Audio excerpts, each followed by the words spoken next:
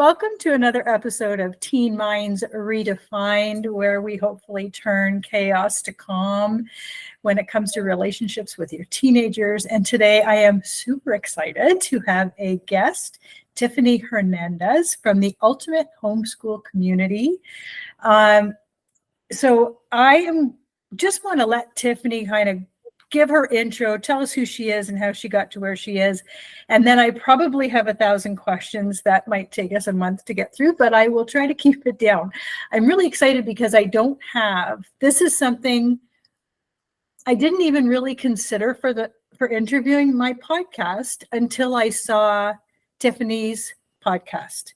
And I thought, wow, this is a whole new arena that I have really no idea about, because I've always been in high school, and I did a little stint of supply in elementary school with these younger kids, and I'm still traumatized by it. So my hat's off to anyone who teaches at home or in the school, grade 1 to 8. I don't know how you do it. So anyway, Tiffany, welcome. I'm really excited. Please just start by introducing yourself and how you got to where you are today. Perfect. Well, thank you so much for having me on the show, Cheryl. I am so glad to be here. I have actually quite an interesting background into homeschool. Homeschool was never on my radar. I went to a Christian school in my earlier elementary years, and then I went to public school and high school, and I did the university thing. I was never at home. So bringing my kids home was a totally new idea that I didn't even think about. I went to school for interior design. I was going to be the career woman, and my goal was HGTV, and I wanted to have my own design studio and my own show and all these things. And God really called me out of that and said, no, you're going to homeschool your kids. So he plucked me out, and I brought my kids home. I had no idea what I was doing. And my children were in a Montessori classroom. And so I thought, oh, this will be easy, no problem. I'll just buy the same equipment and we'll do it at home. We get them home. They don't want to do anything that has to do with Montessori. So we scrapped that idea, and we have had challenges upon challenges with trying to figure out curriculum and just how to go about doing school at home. It wasn't until we moved here to Tennessee that we found a homeschool co-op and a support group of other moms that are also homeschooling their children. And we really were able to find a community. And that is why I have started my podcast and my own homeschool community, because I found that is the way, that's the ticket. That's like the sauce, the secret sauce to homeschooling, is having a community of support. So we are now thriving in our co-op, and I have several families that are all very interconnected, and we've created a really strong system of encouragement and support for the families and the children. So it's been great. That's incredible. And so at what age were your kids when you started homeschooling? Yes. So we actually started, I pulled my oldest out of kindergarten, and my middle child now is out of pre-K. So we pretty much pulled them out at the start of school. But that didn't stop them from begging to go back to a school facility. They missed the camaraderie, they missed the interactions. And so that's really what kickstarted me to think, oh, we need a group of kids, because they're wanting not only socialization, but they like learning in an environment with other children. Okay, so that really leads me to the one question that was kind of burning for me is, so now my audience is typically parents of teenagers. And so if your younger ones were trying, we're craving that social interaction, and I don't know, it might be easier to get little ones into play groups and soccer and whatever. But if we're talking about a teenager and a parent said, you know what, that's it, I'm pulling you out. It's grade 9, you're 14, and we're doing homeschool. How would they be able to address the socialization need if the kids are not with their peers in school?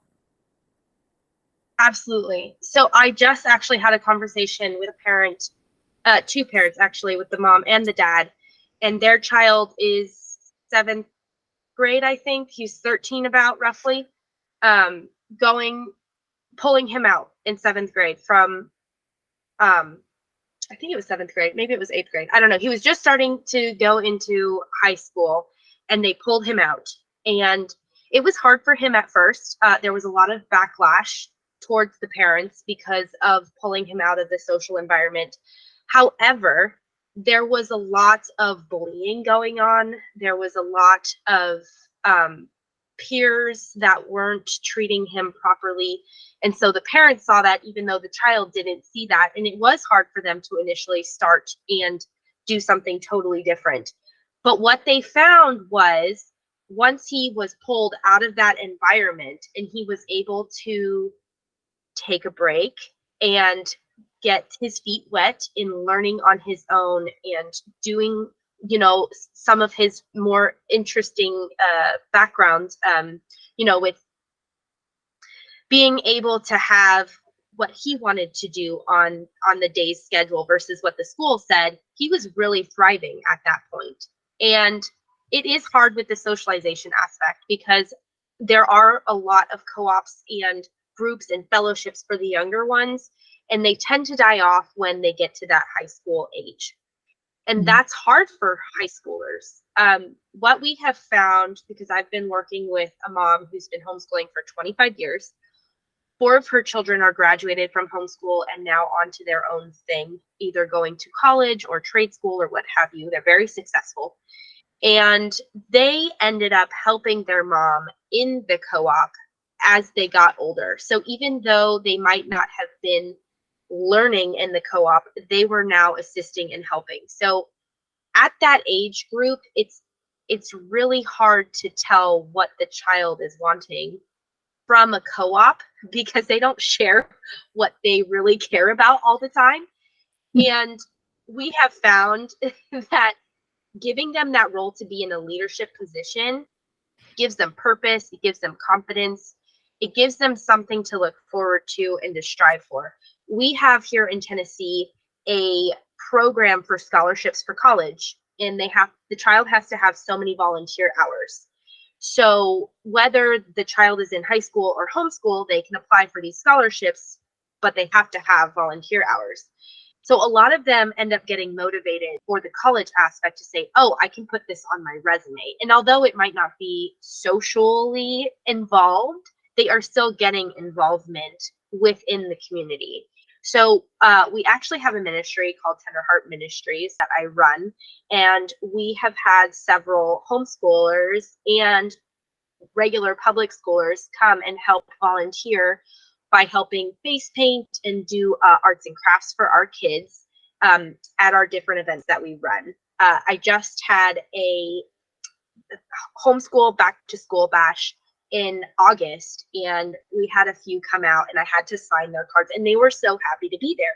They still got to interact with all of our homeschoolers, and they were able to be involved in the leadership side. So it was really like the best of both worlds. It was a win-win for those kids that got to be involved. I love that. And we also in Ontario anyway, our Ministry of Education does require 40 volunteer hours, community service hours as the graduation requirement. So I'm coming from knowing nothing about the end of the line here. So you homeschool your kid till grade 12.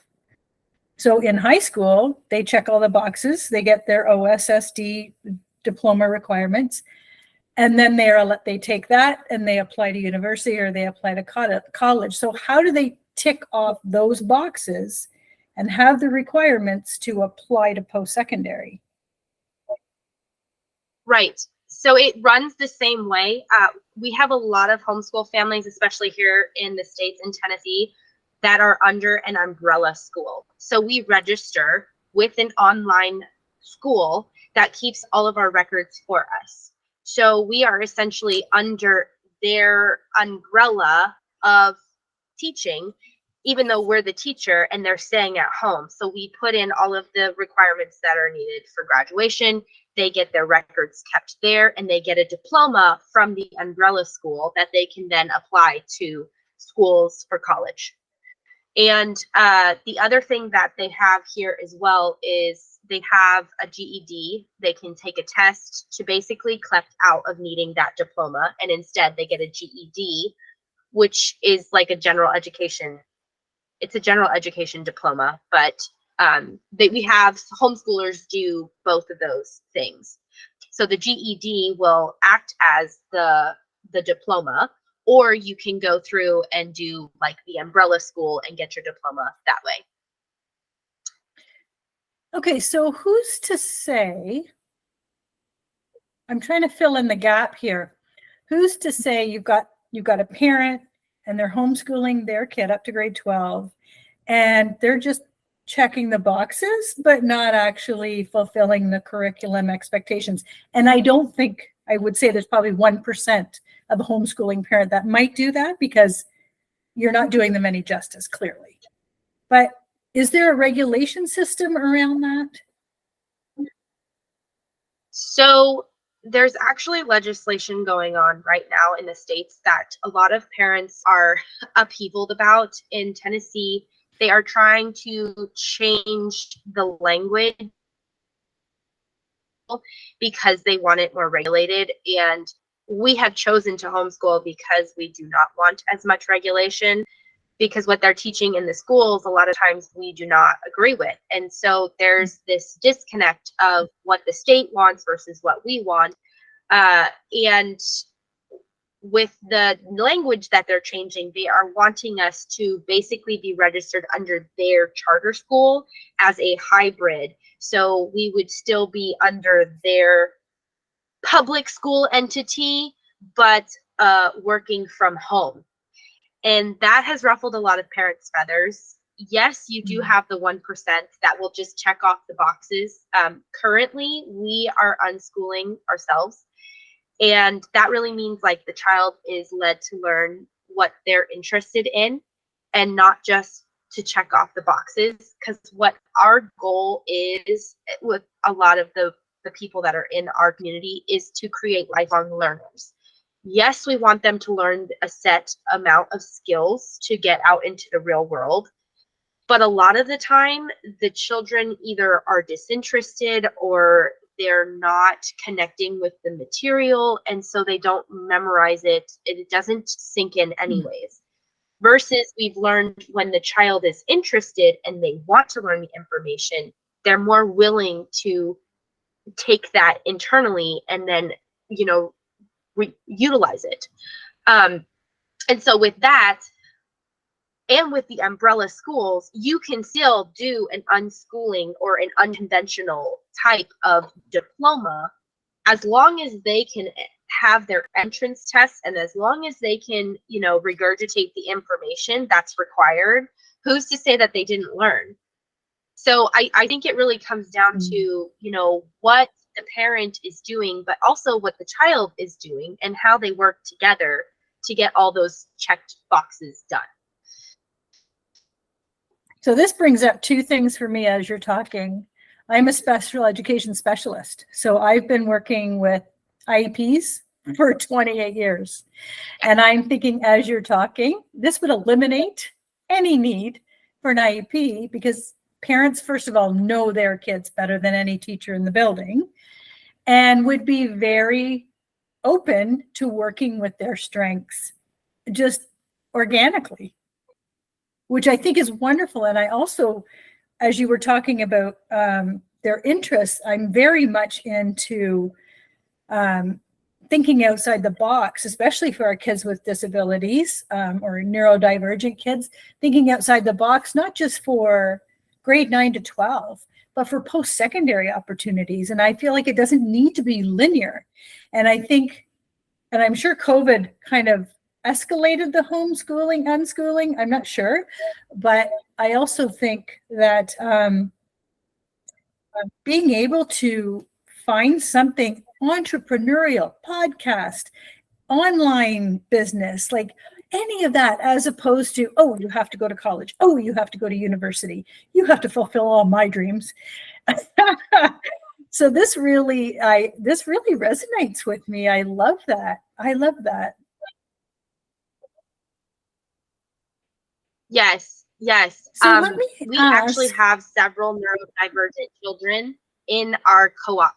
So one of the moms, like I said, the one that has the 25 years of experience, one of her youngest children is autistic, but he has grown tremendously because he's been able to be at home and learning in a way that best suits him versus being shoved into the box of, oh, you have to only learn this way, and we're going to figure out how for you to learn only this direction. And we have several others in our group that are either they're dyslexic, or they have issues with reading, but that doesn't mean that they can't learn by listening to or writing, with help. And so it really allows for all different types of learners to thrive. Yeah, I love that. So I want to just go back for 1 second, because that's how my brain works. When you were talking about how hard it is for the grade 7 to now no longer be in the social group because of bullying. So what's sitting with me right now is, no, we never want our kids to be bullied. But how do we pull them out, especially in high school, pull them out to homeschool, because that's the remedy you're thinking is the best way, but still have them build the skills that they would need if they were the victim of bullying, because now they're going to go to a workplace, they're going to go, and if they run into a supervisor or, somebody that's pushing them around and they don't have those skills from high school, not that they always get them in high school, but just from my experience. So how do we build those skills and still say, no, this isn't the place for you, and not have them feel like you can't handle it, so I'm going to take you back home? Do you know what I'm saying? Yes. Okay. So it's interesting that we're talking about this, because I just dealt with this exact issue with my 10-year-old. Now she's in 5th grade, technically in 5th grade. And at our cottage class, which has about 5 families in it, 2 other girls, one in 7th grade and one also in 5th grade with her. And they were having some issues. There was some bullying going on between the two, and they were fighting like cats over friendship and just silly things that children fight over. And she has been bringing it to my attention multiple times, and I keep giving her the remedy. I keep telling her, okay, you need to do this, you need to do this. Like, but how are you behaving? How are you acting towards the situation? So it still happens even in a cottage class. It still happens even in homeschool. So it's not like pulling them out is going to get them away from the problem, because that's definitely not going to happen. But at the same time, it's like, okay, because there is less children, there's more eyes on the kids. We and the parents are in their everyday life, and they're hearing these things, and they're getting into what's actually happening in their schoolage. You are more aware. So what I did, I call up the mom. I said, hey, we have this issue. Let's solve the problem. We got all the moms together. We all powwowed. The mom that taught cottage class, she sat all 3 girls down. She said, we noticed there's an issue. Here's how we're going to solve it. She talked about the different types of friendship and how you need to be the right kind of friend, because others can be affected by your behavior. They solved the problems. They worked out some ideas of how they can resolve it long term, because they were basically fighting over one of the girls. One of the girls was the best friend, and they all wanted just that one friend. And so there was fights over seating arrangements and all sorts of silly things. But we were able to address it. And now there's an implementation of resolve. And it wouldn't have happened if, you got 35 kids in the class and you try to talk to the teacher about it, but getting the other parent involved, and then it becomes this big, huge mess, versus I call up the 2 moms and we solve the problem real quick. We all sit down, we talk about how our children's acting and how that we can solve this. The mom goes ahead and fixes it and we move on and the problem's resolved. So it's not only like pulling them out of that bullying. I would also say too, you know, if you're pulling them out because they're being bullied, or maybe with this student in particular that I spoke with, the parents said that during COVID, they had all masks on. But not only they had all masks on, they weren't allowed to talk to each other at all. There was zero interaction. There was zero communication. Yeah, it was bad. They weren't allowed to talk during lunchtime. They had like 15-minute recess, which then turned into 15 minutes of game time on your tablet. So they couldn't even go outside to play. I mean, there was more issues than just the bullying aspect of it. But I'm like, if you're trying to control these children so much, they're going to lash out. They're going to have emotional issues that are going to affect others. So, you know, we've got a systemic issue that's much larger than just the child having emotional problems and bullying towards the other child. That makes perfect sense. Yeah. And the fact, and you're right, the fact that there's eyes on less children and more eyes. So when you're talking about a co-op now, do parents take turns? Like, do they have 3 or 4 kids in a homeschooling group and then they take turns homeschooling that group? Is that how it works? It can work that way. We do have the one mom that's got, okay, now let me preface to say she has 12 children, okay? She is a gem of a saint, and this is her ministry to homeschool children. So with the cottage class that I am in with the other moms, she takes care of everything, and we are the support. So if you need paper, I will buy it for you. If you need supplies, I will get it for you. You tell me what you need, and I will bring it to you. Now, there's several other co-ops that do rotate through houses. You have 5 meeting at one house this week, 5 meeting at one house next week, and it is a rotational manner. There are other co-ops that you pay for, and it is more of a hybrid school. You go to this co-op, and it's got classrooms and classes just like a regular private school, but they're much smaller groups. And you take them there 2 days a week, and then the other 3 days of the week, the parent fills in the gaps. And so there's so many different forms of schooling that can take place. Once you pull them out of public school, a lot of people think, oh no, I have to be everything for my child. I have to do everything for my child. And that is just not the case. That's not how it has to work. There is so many other opportunities that you can get involved in. Well, it's funny that you say that, because my kids are now 34 and 30, and I've always been an educator in the high school system. And when I picture me even trying to help with homework, oh my God, like, nope, I'm out, I'm done. It's almost like, number one, they don't think I actually know what I'm doing. Number two, and here's my question is, how do you differentiate between I'm the parent and I'm the educator? Yes. Yeah. We have struggled too. I would say I'm more like of the unconventional homeschooler, because we did try with just mommy being the teacher, and it really didn't work well for us. So I'll be the first one to say, like, even though I pulled my kids out, it didn't work picture perfect fairy tale story that I wanted it to be. And we have tried so many curriculums. My husband will be like, we've gone broke trying to figure out which curriculum to use. But really what it comes down to is, instead of me being the main source of learning. Now, I will say during our co-op class, I do teach the co-op class that we have with our science class. And then they go to the cottage class 2 days a week. It's a good balance. And because we have that balance, they're more willing to listen to what I have to share with them. Now, because they're more child-based learning right now, they are more interested in, oh, hey, mommy, I want to do this. Can I do this, or can I do this? And so they're coming to me and asking my opinion on what they're going to be doing. Right now, my daughter's working on a llama project craft book that I got last year, and she's been making projects out of it all week long. And I'm like, this is great. It counts for art, but it also counts for following instructions. She's reading, she's having to critical think and figure out how to make these projects happen, all without me being involved. And I'm just the overseer to say, hey, do you need any help? Because if you got it, good.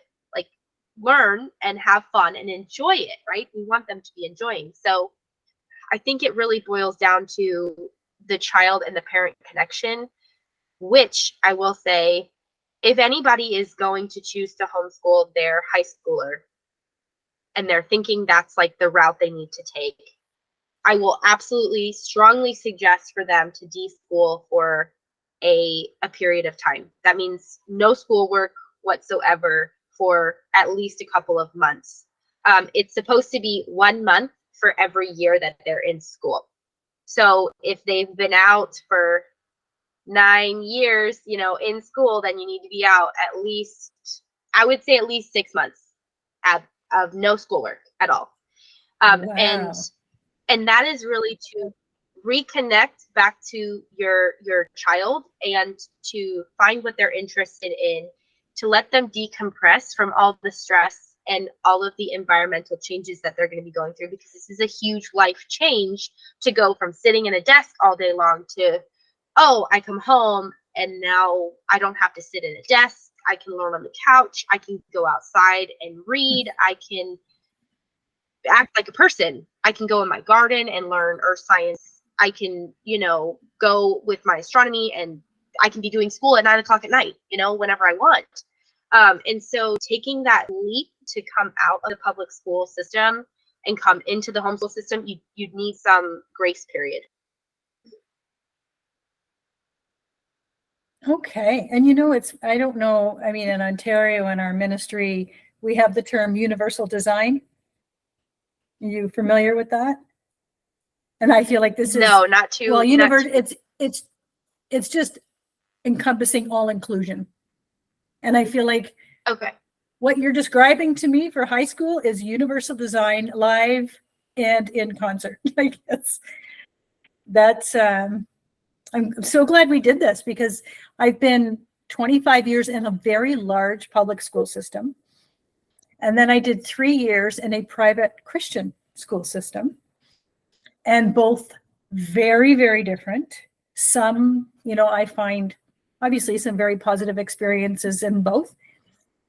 And, some negative experiences in both, of course. So I'm really glad to get this perspective to offer parents as well, especially if we've tried this, it's just not working. And thinking about going to the homeschool might not even have been an option in their brain, because they're thinking, I don't get along with them from 4:30 to 6 o'clock at night. The hell am I going to do all day? So it's so good that there's all of these options, right? Yes. This is it's really interesting. So transition, you dealt with transition about taking them out for a month for every year. And then Yes, as you are now re-engaging as an educator / parent or homeschool, what would be maybe your top 2 or 3 pieces of advice for parents who are maybe kind of considering this option? yeah. So I would say I missed that transition period when we first brought them home, because I had no idea what deschooling was. I had no idea what it meant to transition out of one schooling into another. And because of that, I really feel like we could have had a better connecting and educational time together if I had done that. And they would have listened to me a lot better than what they did, because I was pushing. So that would be like my first rule of advice, is try your best not to push them because of what you think they need to learn. They are going to have their own life. They are individuals. They have interests of their own. What they want might not be what you want for them, but you need to let them try. And if they fail, say, oh, okay, well, you failed. So how can we make this better the next time around? Or maybe this isn't for you. What else can you try? It's hard. It's hard to let those things go of what you want for your child. like like every parent, you know, they want their child to soar and they want their child to be successful and all these things, but it's ultimately has to be up to the child what they're willing to take from their education and how they're willing to you know, implement it. The second thing I would say is definitely, if you are planning to homeschool, enjoy the mediocre moments. You know, we see all these things on Instagram and Facebook of how these people are homeschooling. I see it all the time because that's in my world, you know, these homeschooling families with these picture perfect environments and everything. And we get so caught up with that picture perfect life that we don't embrace the messy and we don't let it thrive. My house is a mess. My kids' room is a mess. But we're still doing it, and we're not letting it stop us from enjoying all of life's moments as best we can. If we were to have the picture perfect life, would we be able to embrace all of these little messy moments as good as we are currently? You know, would my children learn how to thrive in all different kinds of environments? So that's just something to keep in mind. My last thing I would say is definitely, you know, talk with your child if this is something that you are wanting them to do or that you're seeing as an opportunity. Research it with them. Don't just like pull them out. Now, granted, my kids were much younger, and at preschool age, they don't really understand because I told them several weeks ahead of time, hey, you know, we're going to end up coming home after this semester, you know, after Christmas, you're going to stay home with mommy and we're going to be doing school at home. And they did not understand what that meant. And so it was a shocker to the system to say, why are we not going to class? I miss all my friends in class. And so I would definitely say, you know, get them on board with what's going on. And if they're not fully on board, make sure that you tell them the benefits. You know, it's not always going to be a pretty picture for some, especially when they're in a bad situation and they just need to leave. Get whatever friends you can for them to come, bring them over. You know, make sure you're including their social life that they had before into their day when you bring them home. Because yes, I know socialization has always been the issue for everybody to understand, and I know some parents that are very much okay with their children not interacting as much, but I'm not of that of that brood. I think that they still need that interaction. So just make sure that you're discussing it with them and speak about it in a positive light, and make sure the benefits outweigh the deficits in terms of, you know, the lacking that they're going to have from not being in school every day. That's great. And I love that you know, I have from time to time come across a homeschooling parent that, you know, does nothing but bash every other system.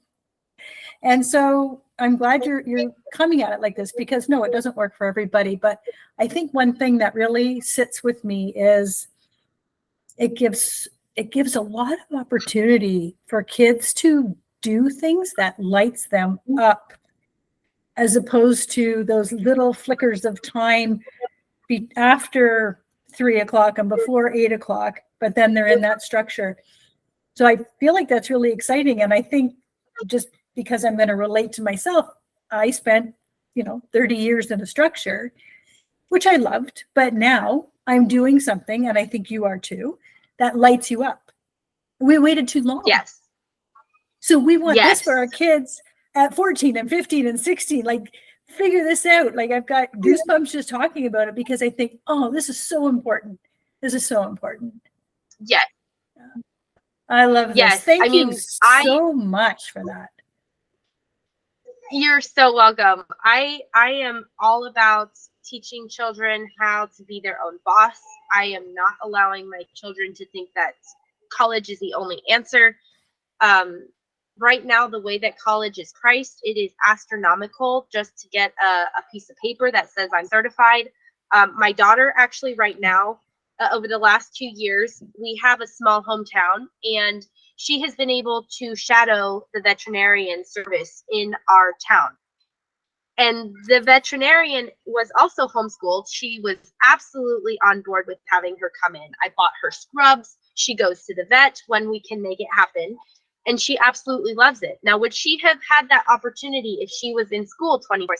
No, she's getting to see if this is something she wants to do with her life. Now, it might change, but think of that opportunity she would have not gotten if she was in classrooms. So it's just been, it's been a ride. It's been a challenge. It's not always the easiest. There's several days where I just feel like I want to quit, but I know it's for the better. I know they're going to appreciate it in the long term, and we're not going to give up. I love that. That is, I'm going to really think about this because it's a whole new perspective for me, and I love it. It's so positive. Okay, before we wrap up, please tell us where we can find you, your social. Do you have anything to offer? I'm going to put it all in the show notes, but just let our listeners know what's in store for them from you. Absolutely. I have several different places where people can find me, but I will funnel everybody into the Ultimate Homeschool Community Facebook. We also have a Facebook group with the same name. And then our Stand Store has some freebies. So if you are new to the homeschool world and you want to look at resources, I have a free resource page that you can purchase. Not purchase, sorry, it's a freebie. You can download it is what I meant. And then we also have a homeschool journal bundle that is free to download.